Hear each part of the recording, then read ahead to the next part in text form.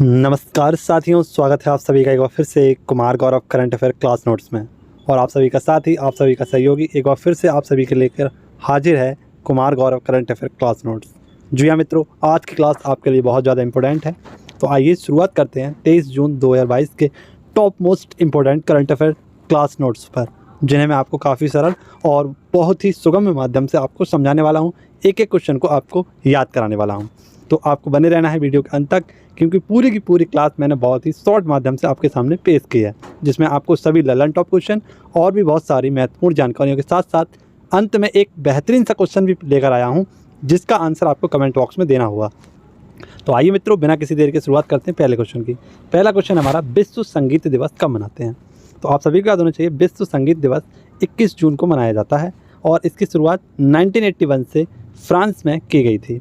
ठीक है मित्रों, इस बार इसकी थीम है चौराहों पर संगीत। क्या है मित्रों? चौराहों पर संगीत।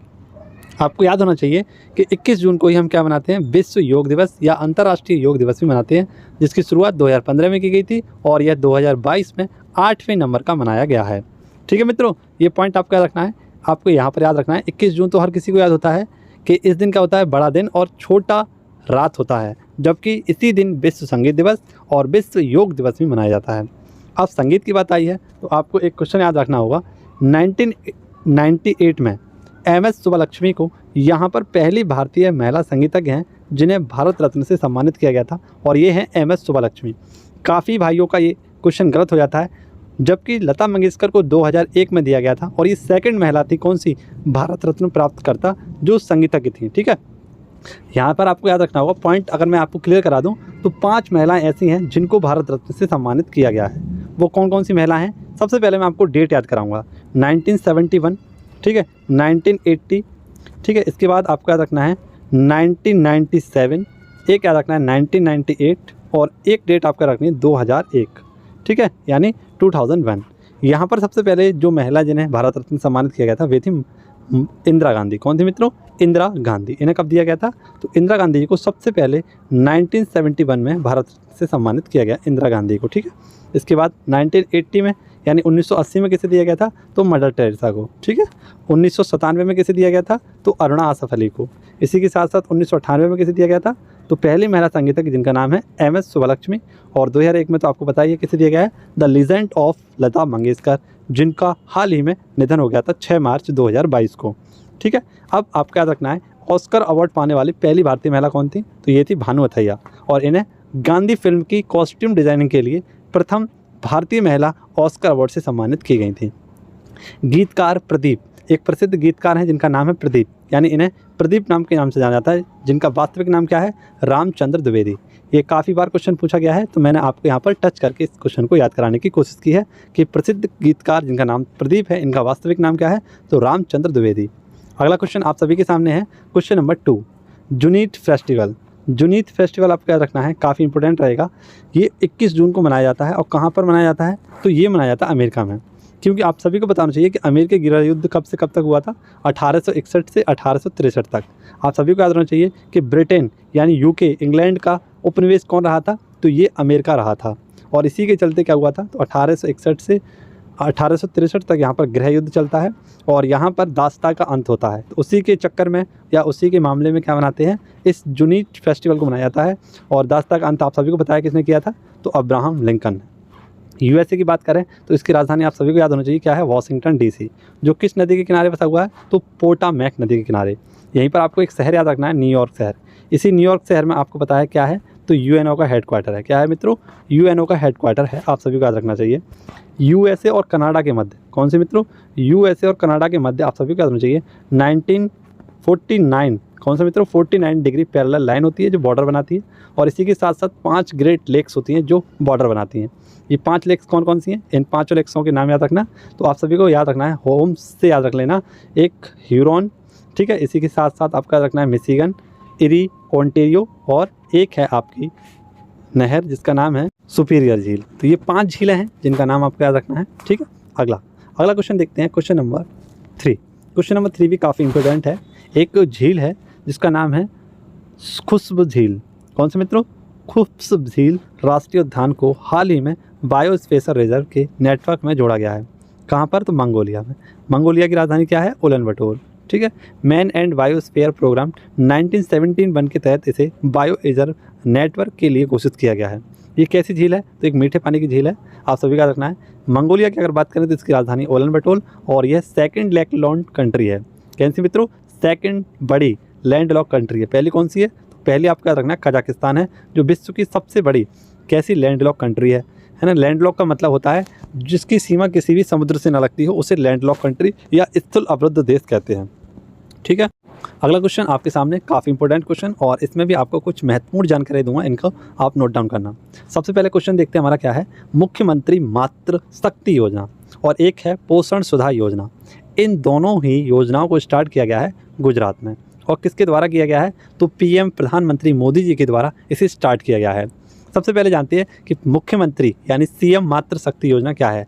तो यहाँ पर गर्भवती महिलाओं को 1000 दिन का पोषण दिया जाएगा, यानी गर्भवती होने से पहले 1000 दिन पहले, लगभग आप सभी का रखना है 9 महीने पहले, है ना। 1000 दिन, यहाँ पर आप सभी लोग 100 दिन कर लेना, 3 महीने। ठीक है। यहाँ पर 1000 हो गया है, वहाँ पर 100 दिन कर लेना, और 100 दिन पहले महिला को क्या दिया जाएगा? पोषण युक्त एक किट दी जाएगी। ठीक है।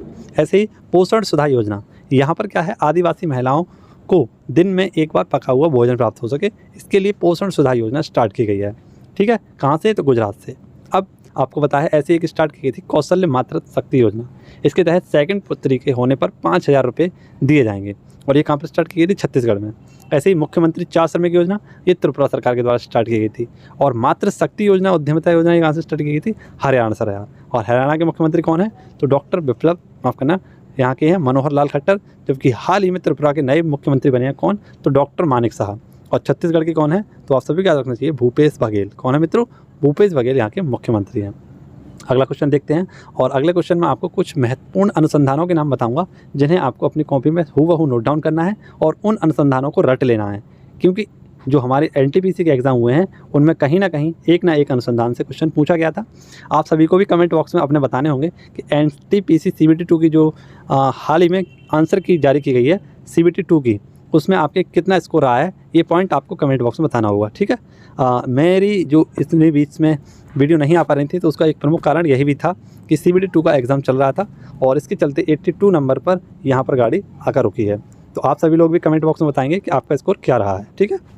अगला, मस्तिष्क अनुसंधान केंद्र, ये कहाँ पर खोला गया है? तो हाल ही में मस्तिष्क अनुसंधान केंद्र बेंगलुरु में खोला गया है। बेंगलुरु कहाँ पर है? कर्नाटक में। और बेंगलुरु में कहीं तो IISC यानी इंडियन इंस्टीट्यूट ऑफ साइंस, यहाँ पर इसे स्टार्ट किया गया है, यहाँ से इसकी शुरुआत की गई है, यहाँ पर इसको खोला गया है। ठीक है। किसके द्वारा? तो प्रधानमंत्री मोदी जी के द्वारा। तो ये कुछ प्रमुख अनुसंधान हैं, इन्हें आप नोट डाउन कर लीजिएगा। और केवल आपके लिए और एग्ज़ाम ओरिएंटेड ये अनुसंधान है। वैसे तो बहुत सारे हैं, लेकिन उनका हमारा कोई मतलब नहीं है, लेकिन ये काफ़ी बार परीक्षा में पूछे गए हैं, तो वही चीज़ मैं आपको कराता हूँ। जैसे केंद्रीय चावल अनुसंधान केंद्र, ये कहाँ पर है? कटक उड़ीसा में। जबकि आपसे पूछा है अंतर्राष्ट्रीय चावल अनुसंधान कहाँ पर है? तो मनीला फिलीपींस में है। ऐसे ही केंद्रीय आलू संधान कहाँ पर है? तो ये शिमला उत्तर प्रदेश में है, माफ़ करना उत्तराखंड में है। और भारतीय गन्ना अनुसंधान ये लखनऊ में है। केंद्रीय कपास अनुसंधान ये नागपुर में है। ऐसे राष्ट्रीय चाय अनुसंधान ये जोरहाट असम में है। कॉफ़ी अनुसंधान केंद्र ये चिकमल्लूर में है। कहाँ पर मित्रों? चिकमल्लूर। ऐसे आपका रखना। तिलहन अनुसंधान केंद्र कहाँ पर है? हैदराबाद में। नारियल अनुसंधान केंद्र कहाँ पर है? कासारगोड में। और कृषि मौसम विज्ञान केंद्र कहाँ पर है? तो ये पूना में है। तो ये कुछ महत्वपूर्ण, अति महत्वपूर्ण प्रमुख संस्थान आपके सामने मैंने पेश किए हैं, जो काफ़ी बार परीक्षा में पूछे गए हैं, और CBT 2 में इनमें से हर एक शिफ्ट में एक ना एक क्वेश्चन पूछा गया है। तो आगामी परीक्षाओं के लिए भी ये काफ़ी इम्पोर्टेंट रहेंगे, तो आपको ये सारी चीज़ें मैंने कराई हैं। अगला क्वेश्चन आपके सामने, प्रधानमंत्री पुरस्कार 2021 कौन से मित्रों? प्रधानमंत्री पुरस्कार 2021 ये योग के विकास और संवर्धन के क्षेत्र में उत्कृष्ट योगदान के लिए प्रदान किए गए हैं। और आप सभी को याद रखना चाहिए, यहाँ पर 2 पुरुषों को और 2 संगठनों को इस पुरस्कार से सम्मानित किया गया है।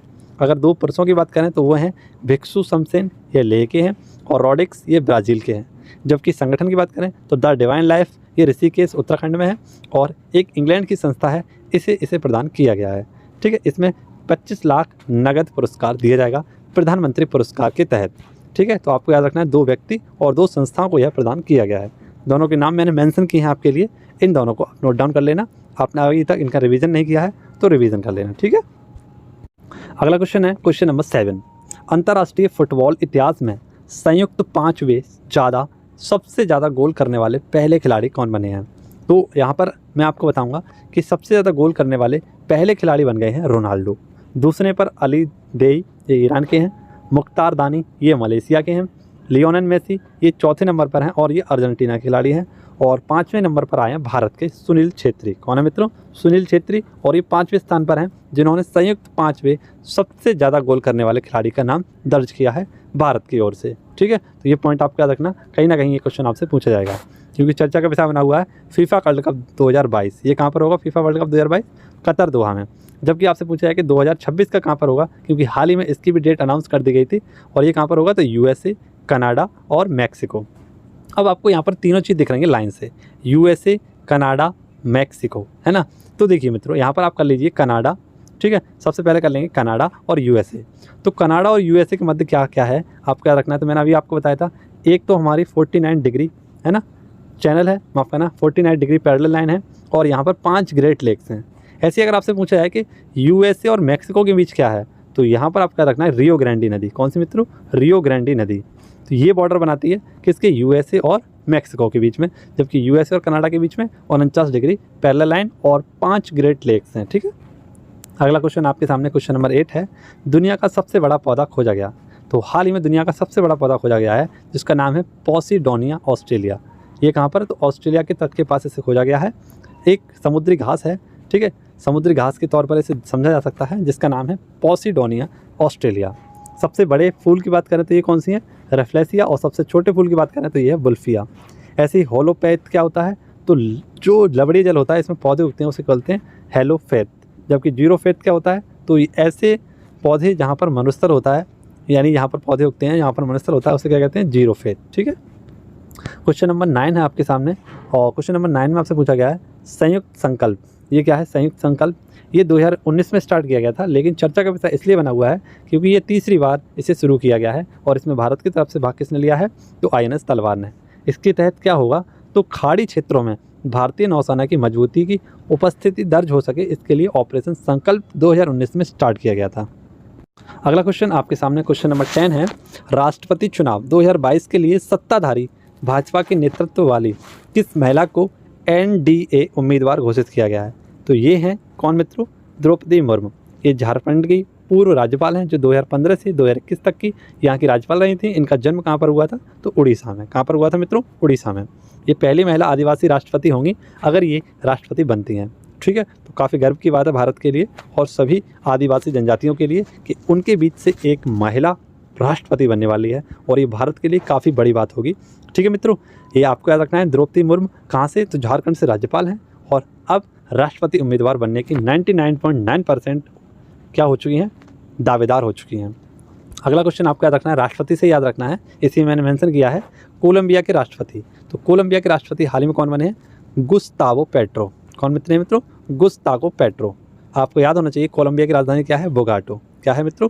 बोगाटो। अब आप सभी के लिए कुछ इंपॉर्टेंट क्वेश्चन लेकर आया हूँ, इन सभी को आप नोट डाउन करना, और इन परीक्षाओं में ये पूछे गए प्रश्न हैं जो आपको मैं बता रहा हूँ। अगर हम बात करें CBT 2 की, जिसकी मित्रों CBT 2 NTPC CBT 2 जो हुआ है, इनमें एक क्वेश्चन और काफ़ी बार देखा गया था।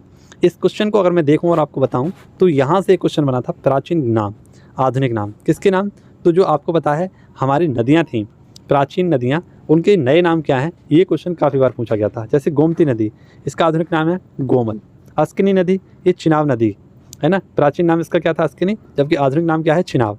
ऐसे कुंभ, एक इसका कुर्रम, कुंभा काबुल, बेतस्ता झेलम, परवृष्णी ये रावी नदी का, जबकि सदानीरा ये गंडक नदी का है, सतुद्री ये सतलज नदी का पुराना नाम है, और सदस्ती ये घग्गर नदी का, और सुवास्तु ये स्वात नदी का, और बिपाशा बसु यहाँ पर याद रखना है किसकी? तो ब्यास नदी का पुराना नाम है।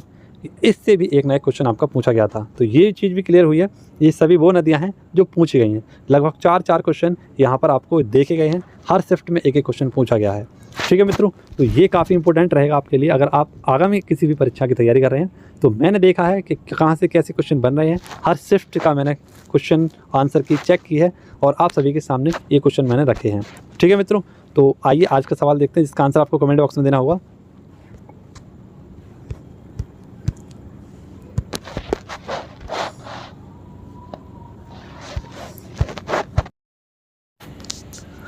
तो ये है मित्रों आप सभी के सामने आज का सवाल, जिसका आंसर आपको कमेंट बॉक्स में देना है।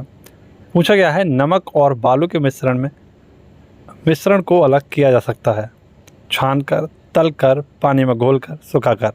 तो ये बेहतरीन सा क्वेश्चन आप सभी के सामने रखा गया है। इसका आंसर आपको कमेंट बॉक्स में देना होगा। मित्रों, अब हमारी क्लासें लगातार और रेगुलर बेसिस पर आपकी चलती रहेंगी, तो आप सभी को बहुत ही प्यार और अपना सहयोग देना है। आप सभी को ऐसे चैनलों को सब्सक्राइब करना है जो आपके लिए काफ़ी इंपॉर्टेंट रहते हैं। तो मैं आपका मित्र आपके सामने वही क्वेश्चन ला कर रखूँगा जो पिछली परीक्षाओं में पूछे गए हैं और काफ़ी हद तक आपके सामने रखे गए हैं, क्योंकि काफ़ी सारी परीक्षाओं का एनालिसिस करके ये बात पता चलती है कि हमें क्या पढ़ना है, क्या नहीं पढ़ना है। फालतू की चीज़ों पर बिल्कुल भी गौर नहीं करना है। तो लगातार अग्रसर रहेंगे और आगे बढ़ते रहेंगे। बेहतरीन तरीके से हम अपनी परीक्षाओं की तैयारी करते रहेंगे। मिलेंगे आप सभी इस अगली वीडियो में। जय हिंद, जय भारत, वंदे मातरम, भारत माता की जय।